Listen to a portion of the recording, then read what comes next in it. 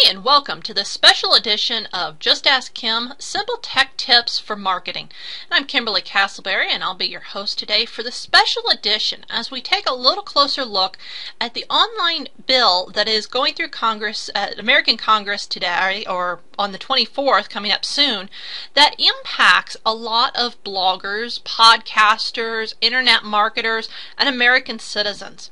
Now, the truth is, I've attempted about 4 times to record this podcast, and nothing I put together seems to be doing a good job of, explaining in audio what is really going on here. If you've monitored your Facebook stream and if you've monitored your Google Plus stream, you probably know that there's a lot of talk about this bill, and there's a lot of bloggers up in arms for really good reasons. Now, you may not have taken some time to look at this bill, but if you're an American citizen, you really need to. And if you're an international citizen, unfortunately, this bill impacts you, and there isn't a lot you can do. That is some really devastating news. Now, I figured out that the best way I can tell you to take a look at this is to suggest 2 things to read. One is the post by copyblogger.com/SOPA. And I'm going to read you the points from it in a moment.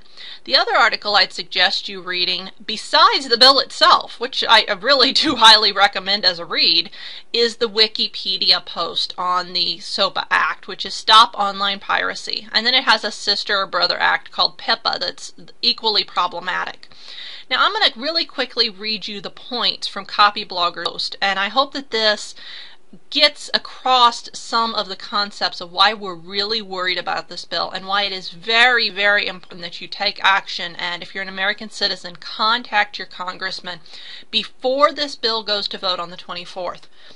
Now, let me read you through these points real quick. Problem 1, your site can be shut down whether or not you've done anything wrong. To that, I'm going to add, this bill short-circuits the American system of due process. It gives anyone with a claim and enough capital, enough cash to go make an initial court claim and get it into court, the ability to instantly have somebody's site taken offline with no substantiated proof. The sites do not have to go through the court process before anybody making the claim can take them offline. This is particularly problematic since we've seen major motion picture and major media companies admit that they make claims towards videos and audios hosted on other sites routinely that they have never investigated. And this is why YouTube suffers from a large amount of false positives and people getting shutdown notices because they're not in violation. And so this is a huge threat to you and me out here. Problem 2, SOPA is toothless for real pirates. Now, he makes a couple statements, and to that I'm going to add, there are already browser add-ons and workarounds that completely mitigate this bill. It is already possible to modify your system in such a way that a pirate that wants to download and share files and wants to hack stuff and wants to move data and whatnot can just continue along their merry way. This bill is not going to accomplish what it set out to do, and at this point it's been so mitigated that the things it could have done, it won't do because of the way the internet works. The internet flows around obstacles. The internet, has people that set out to ensure the open flow of communication, the open flow of thoughts. And, it didn't take very long for these browser modifications to pop up and for us to realize that while well-intentioned, SOPA is not going to accomplish its goal. Problem 3, you're not a bad guy, but you're the one who'll get punished. This is really true. Websites like Facebook and YouTube and Google all have had something called Safe Harbor. This says that content created by users, they can't be explicitly punished for as long as they do due diligence to take it down. Okay, now this applies to your blog as well. If somebody, came in, whether they posted a comment, whether they posted something in a forum you own, whether they posted something in a membership site, maybe they made a post, whatever they did violated somebody else's copyrights, trademarks, patents, etc. Generally speaking, as the blog owner, as long as you in good faith work to take it down when you were notified, you aren't going to be held responsible. Now, this erodes at safe harbor and erodes at these protections and lets you be very much penalized. If somebody posted a video on YouTube that had some background music that was copyrighted and you didn't realize it, but you thought that the video was really good and you wanted to share it with your readers on your blog, and you posted that video onto your blog for your readers to watch, you can be punished under this law. Okay, this is very dangerous. Problem 3, SOPA is bad for the economy at exactly the right time. They talk about SOPA being designated to help create American jobs and help protect American jobs, but this really isn't true. This does a number of dangerous things. They're more detailed in the post, and I'll let them go into it. It also erodes at other nations' trust in us, because this is the first time that we have openly threatened to utilize one of the levers we never should have been allowed to keep, which is control of all the main domain server on the internet. And what this is going to mean is that we're going to lose control of that. Other countries are moving to make sure that we can never again threaten to take their sites offline, and that we can never threaten to recall their domains and such. The internet has become very global. It very much is an international phenomena. It very much is something that we all feel some right to, and that it's no more the U.S.'s than it is any international country. And this move that the U.S. made to even debate being able to take other countries' domains away was a very bad idea, and that's going to have ripple effects even if this bill does not pass. Problem 5. It's not just small businesses that take the hit. I'll let him go in and cover that further. It goes on with the way that the internet works, and the number of people that are worried about SOPA, the number of people that will be hit. Problem 6, it's bad for internet security and stability. This bill enables people to tinker with the way the internet works, and the internet works the way it does because that's how it needs to work. Okay, there needs to be certain freedoms and there needs to be certain permissions, or the whole structure of what we know starts to collapse.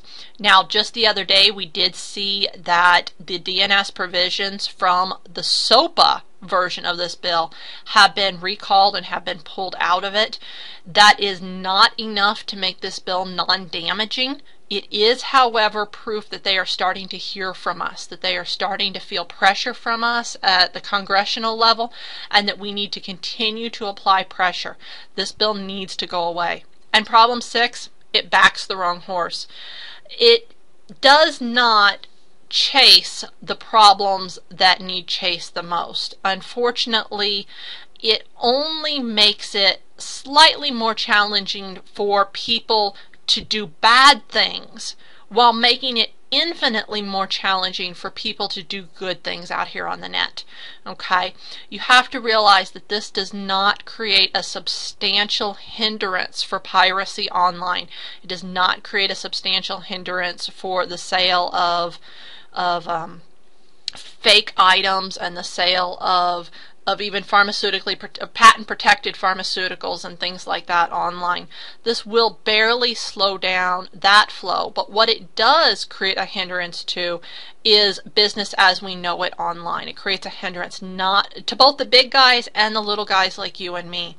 And it's a huge concern that is rippling through the online world today, because so many of us have so much invested in our abilities and our freedoms online today, and we have so much invested in the flow of data, and we have so much invested in global commerce and things like that, that for this bill to have persisted and to have gone this far is just really unreal. And I don't like to be very apocalyptic, but there is a lot of bad going on with this, and this very much is something you need to act on. What I suggest doing is first taking some time to read. Take a little bit out of your day. Take some time, read the Copy Blogger article, read the Wikipedia article, and then stop and read the SOPA bill. Now, I know some of you are going to tell me you don't have time for that. You really should read it. We always should do our due diligence out here before we take moves, but that is your choice. Then you need to be in contact with your congressional leaders. The best way to start that contact is by stopping by a website, AmericanCensorship.org. That is AmericanCensorship.org, and they will help they'll take your location. They'll ask you for your location, and then they'll tell you who your congressional leaders are, and they'll give you the contact information you need. I really urge you to be in touch. This bill will go to vote on January 24th in the American Congress, and you need to be in touch well before then. In fact, this is the best week to do it. Now, this is we're coming up on January 18th. On January 18th, it is expected that many of the largest internet sites will leverage what they somewhat call a nuclear option, and that is that these sites will take themselves offline and put up a message that indicates the problems with this bill and that it is a threat to the existence of these sites, and urge people to contact Congress. I expect that we're going to see that from a number of large sites on the 18th.